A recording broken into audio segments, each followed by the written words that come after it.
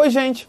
Você que nesse momento está assistindo essa aula em algum desses inúmeros lugares que formam a imensidão desse Brasil, deve perceber que, quando você se desloca pelo Brasil, há uma grande variedade de tipos de clima em nosso território. A gente vai desde o Rio Grande do Sul, onde a gente tem aí um clima no inverno um pouco mais frio, até a região Nordeste, com seus verões ensolarados e calor o ano inteiro, passando pelo clima bem úmido da região amazônica. Você que já assistiu os módulos anteriores, em que a gente discutiu um pouquinho os fatores relacionados ao clima, os elementos que caracterizam os tipos climáticos, falamos de alguns tipos climáticos, falamos da atuação de massas de ar, todo aquele seu conhecimento dos módulos anteriores vai ser importante para a gente hoje falar um pouquinho sobre a atuação das massas de ar e os tipos de clima que existem no Brasil. Então, primeira coisa é a gente falar o que é uma massa de ar. Uma massa de ar é uma porção do ar atmosférico que, quando estacionado sobre uma superfície homogênea, o que é uma superfície homogênea? É aquela que não tem variações ao longo de sua extensão. Quais seriam os exemplos de superfícies homogêneas? Um deserto, por exemplo, é uma superfície homogênea. O oceano é uma superfície homogênea.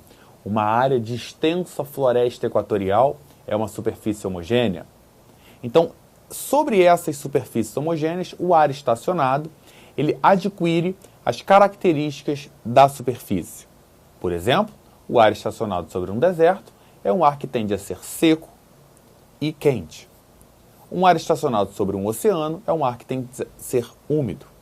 Um ar estacionado sobre a floresta, do tipo amazônica, por exemplo, é um ar que tende a ser úmido e quente, pela presença junto à linha do Equador. O que vai acontecer? Essas massas de ar, que a gente pode classificar em massas de ar continentais, quando se formam sobre o continente, ou massas de ar oceânicas, quando se formam sobre o oceano, elas vão se deslocar conforme a circulação da atmosfera, né? A gente já estudou um pouquinho de ventos, já sabe de módulos anteriores como é que ocorrem os ventos, por que eles ocorrem e que eles levam massas de ar, distribuem as massas de ar pelo planeta. Então esses ventos vão levar a massa de ar e essas massas de ar, conforme se deslocarem, elas vão levar suas características para os lugares sobre os quais se deslocam. Então, quais são as massas de ar que atuam no Brasil? Vamos começar por esse ponto. Primeiro a gente vai, então, sistematizar o que a gente falou. Massa de ar, ela pode ser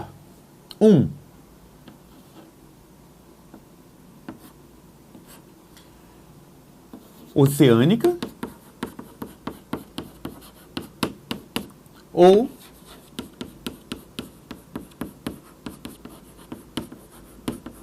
continental.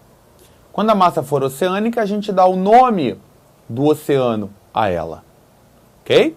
Quando ela for continental, a gente diz simplesmente que é uma massa continental. Então a gente tem massas atlânticas, massas pacíficas, massas índicas ou massas continentais.